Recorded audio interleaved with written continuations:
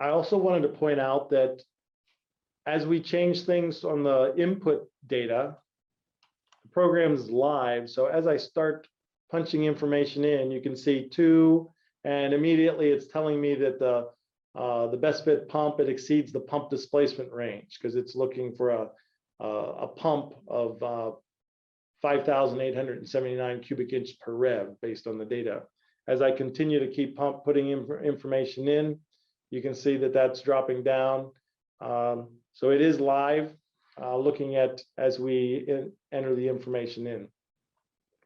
Let's also look at an example where we want maybe a gearbox add a gearbox into this application. So let's change to 1200 RPM. Let's say we have an application where we want a low speed industrial motor and maybe a little bit quieter.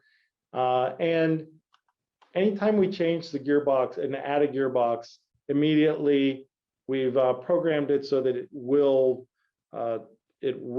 automatically change your default 100% input to a 98%.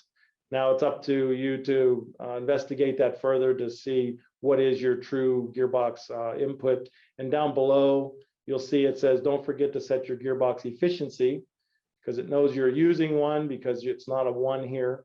However, you can go in here and you can put, if it's 90%, then it'll take that and everything will calculate based on whatever you enter.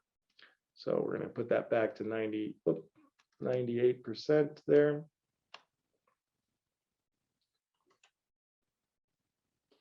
And now we'll look a little bit further at some of another application showing the kind of the relationship between pressure and motor torque.